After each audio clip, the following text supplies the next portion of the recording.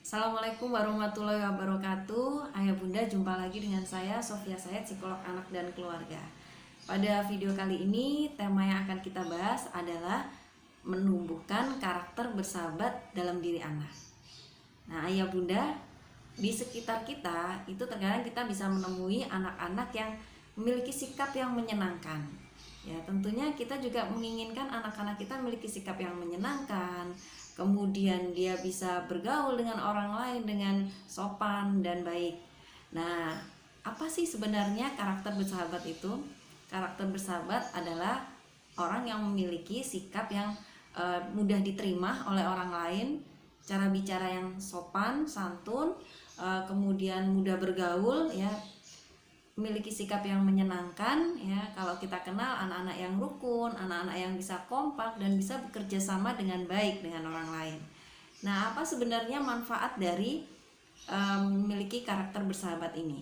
Manfaat yang pertama yaitu anak ini mudah menyesuaikan diri. Jadi dimanapun dia berada, dia bisa masuk ke lingkungan tersebut, kemudian dia juga bisa diterima oleh lingkungannya dengan baik. Artinya orang-orang yang ada di sana akan senang saat dia berada di lingkungan tersebut. Artinya nanti begitu anak semakin lama semakin dewasa, ini akan sangat bermanfaat untuk dirinya ketika dia akan menghadapi berbagai macam lingkungan yang berbeda. Kemudian manfaat yang kedua adalah anak-anak ini biasanya anak-anak yang mudah disukai dan diterima oleh orang lain. Jadi dimanapun dia berada, orang lain akan dengan mudah untuk menyukai dia. Yang ketiga, anak-anak yang bersahabat ini biasanya menghargai orang lain. Dia mengetahui batasan-batasan dan memiliki kepekaan untuk bisa memahami orang lain. Yang keempat, anak-anak ini biasanya anak-anak yang peka terhadap lingkungan dan terhadap masalah orang lain. Anak-anak yang siap membantu orang lain ketika orang lain membutuhkan. Kemudian, apa sebenarnya ciri-ciri dari karakter bersahabat? Karakter bersahabat ini biasanya diperlihatkan dengan tanda bahwa anak ini bisa berhubungan dengan baik dan bisa bekerja sama dengan baik ketika dia berada dalam sebuah kelompok. Anak-anak ini juga adalah pendengar yang baik, ya. Selain itu, mereka menghormati orang lain dan juga mereka perhatian terhadap orang lain. Nah, apakah anak-anak ayah bunda sudah memiliki ciri-ciri tersebut? Silahkan kita amati bersama di sehari-hari kita. Nah, kemudian karakter bersahabat ini adalah karakter yang perlu ditanamkan sejak usia dini kepada anak-anak kita. Mengapa demikian? Karena ketika anak masih usia dini, anak ini dengan mudah dia belajar dan menerima sesuatu yang kita berikan kepada dia. Dia juga mudah menyerap, mudah memahami, dan selain itu dia mudah menerima hal-hal baru dan mudah membentuk karakter dalam diri anak usia dini. Karena itu ini waktu yang tepat untuk ayah bunda untuk menerapkan karakter bersahabat dalam diri anak. Nah, lalu bagaimana cara menumbuhkan karakter bersahabat dalam diri anak? Ada beberapa cara. Yang pertama, sesuai dengan ciri-ciri yang pertama adalah anak ini bisa berhubungan dan bekerja sama dengan baik dengan orang lain. Bagaimana cara supaya anak bisa berhubungan dan bekerja sama dengan baik dengan orang lain? Artinya anak bisa rukun, bisa kompak dengan orang lain. Yang pertama adalah mengajarkan anak untuk mengucapkan salam ketika bertemu orang lain. Ayo nak, itu ada tetangga sebelah rumah, siapa namanya? Oh, namanya Pak D Hasan misalkan. Ayo kita sapa yuk Pak D Hasan. Ajak anak untuk menyapa dan mengucapkan salam. Assalamualaikum Pak D Hasan, apa kabarnya?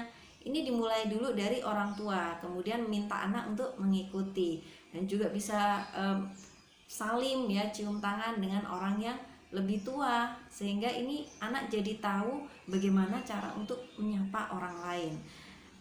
Dan selain itu anak juga diajari untuk menyapa orang lain dengan wajah yang berseri-seri atau wajah yang tersenyum. Ini sesuai dengan sabda Rasulullah SAW bahwa senyum adalah sodakoh. Jadi anak kita dibiasakan untuk bertemu orang lain dengan wajah yang berseri-seri sehingga bisa menjadi sodakoh buat dia.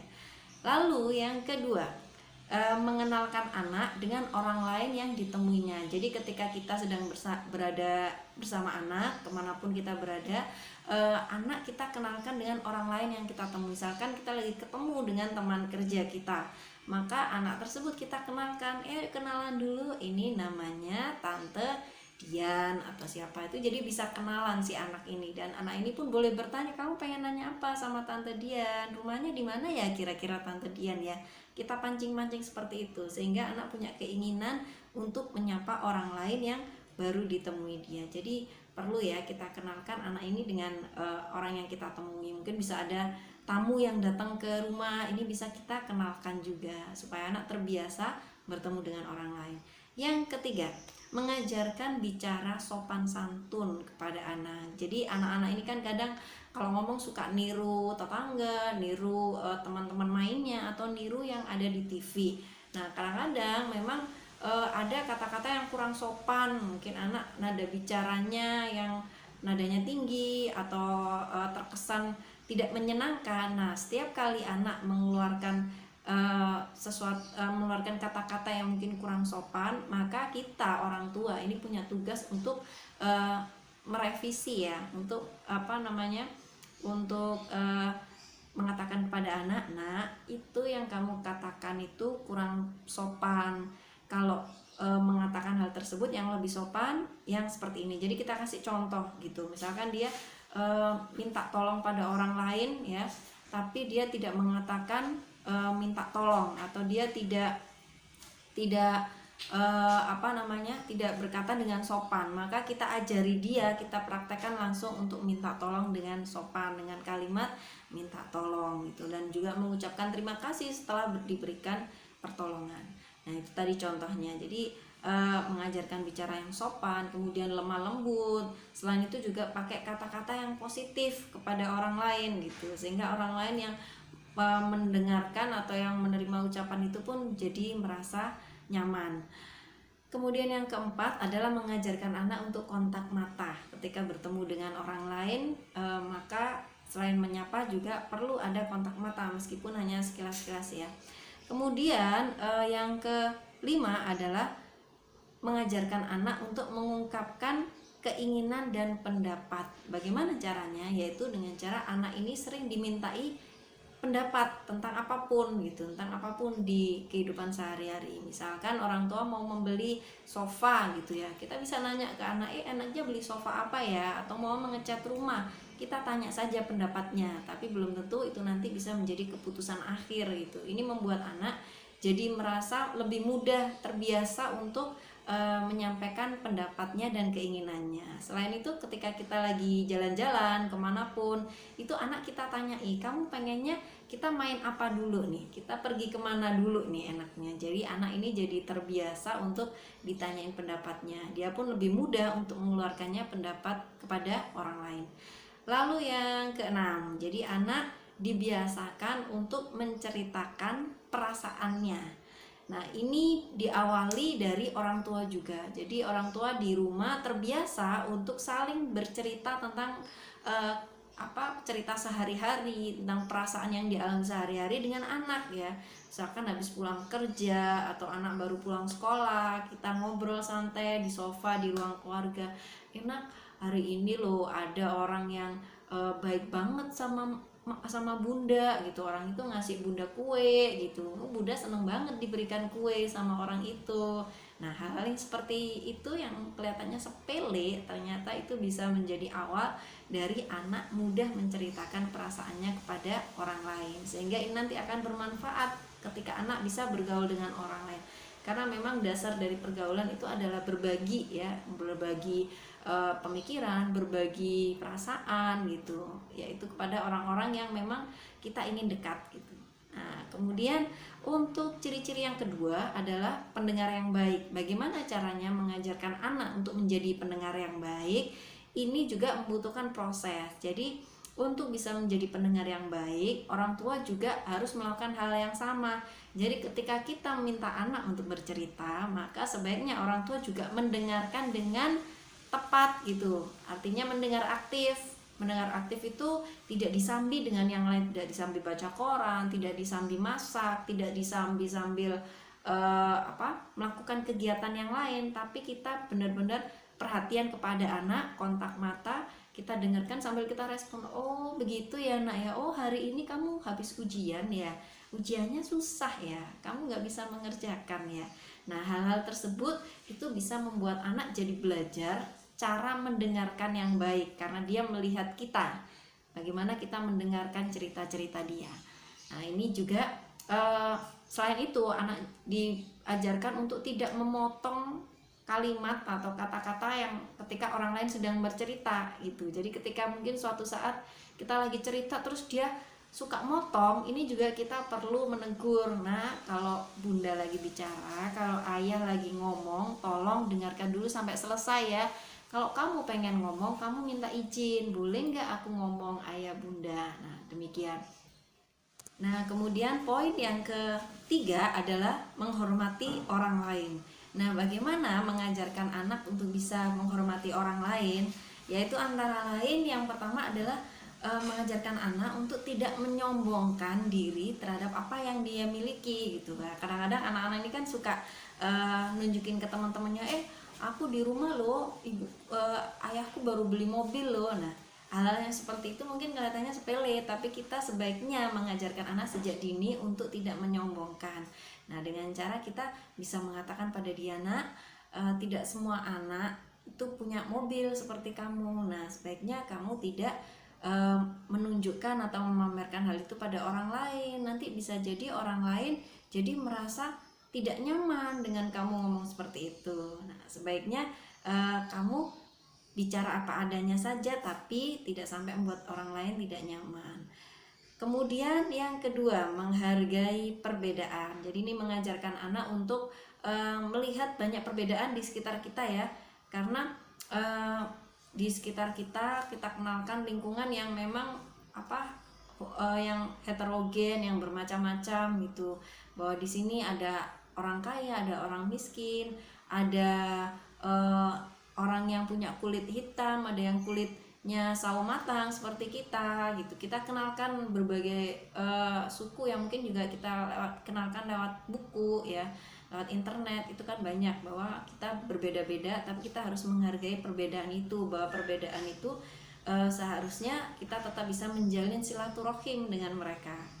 Kemudian yang ketiga adalah membantu anak untuk belajar menghargai orang lain. Nah, ada beberapa kata-kata sakti yang bisa digunakan yang sangat efektif dalam pergaulan, yaitu mengajarkan yang pertama adalah kalimat maaf ya.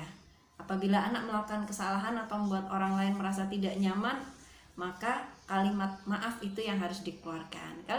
Kata yang kedua adalah terima kasih.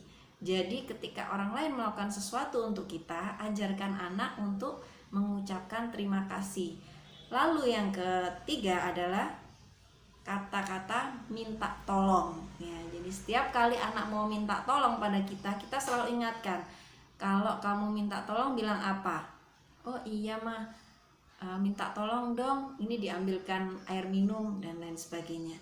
Lalu yang keempat adalah minta izin ya. Jadi ketika anak ini sejak kecil dibiasakan untuk meminta izin apabila dia ingin meminjam sesuatu milik orang lain, atau dia mau mengambil sesuatu yang itu bukan milik dia sendiri gitu, dengan cara boleh nggak aku pinjam, boleh nggak aku minta gitu. Itu namanya kata-kata minta izin. Lalu yang kelima adalah kata-kata permisi. Jadi ini bisa jadi pembuka dalam setiap pergaulan ya. Setiap melewati orang permisi, setiap mau masuk ke rumah orang permisi. Selain itu juga kita mengucapkan salam ya. Nah itu tadi ya. Jadi untuk menghormati orang lain kita perlu mengajarkan kata-kata sakti tadi terhadap anak sejak dini, dan itu berulang-ulang. Ngajarinnya itu nggak sekali dua kali, tapi bahkan setiap saat harus kita ingatkan ya, karena anak-anak itu kadang-kadang masih lupa. Nah kemudian yang keempat, bagaimana caranya untuk membantu anak belajar menjadi perhatian terhadap orang lain. Nah perhatian ini kan berasal dari perasaan empati ya, perasaan bisa memahami apa yang dirasakan oleh orang lain. Nah ini adalah sesuatu yang butuh diasah sejak dini.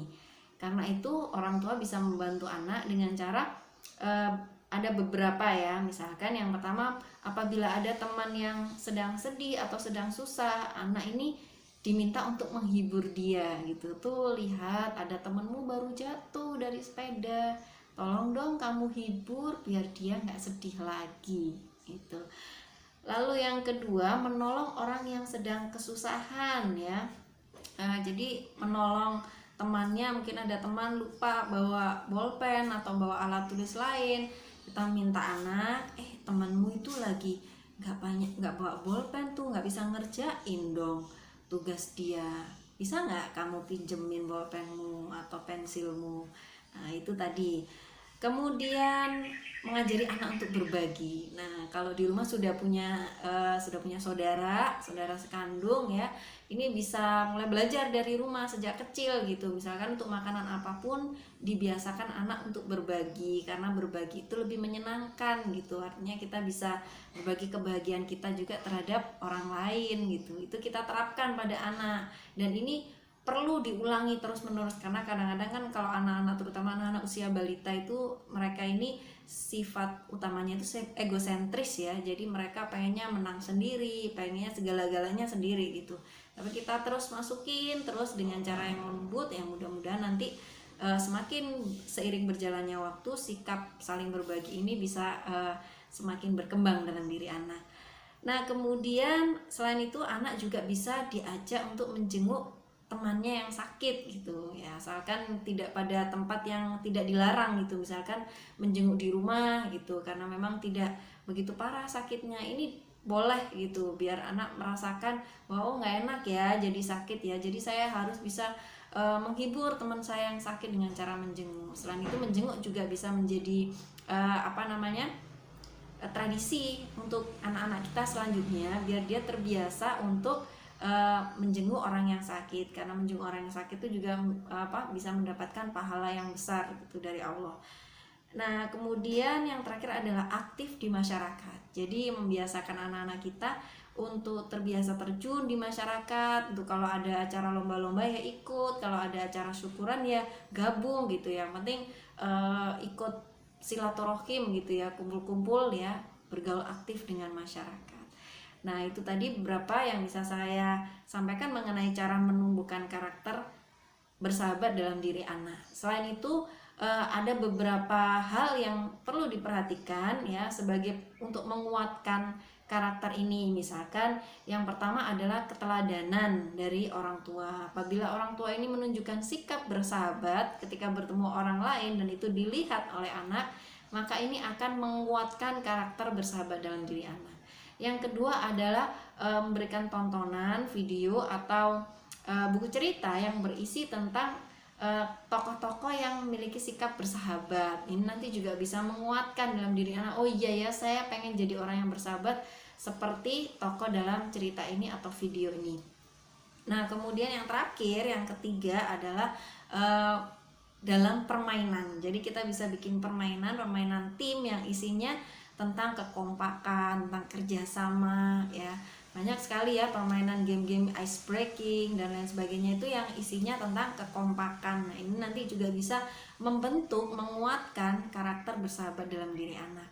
Nah demikian informasi yang bisa saya berikan. Silahkan subscribe dan like video ini, dan apabila ada pertanyaan silahkan kontak yang ada di sini. Terima kasih banyak. Assalamualaikum warahmatullahi wabarakatuh. Semoga bermanfaat dan memberikan barokah untuk ayah bunda.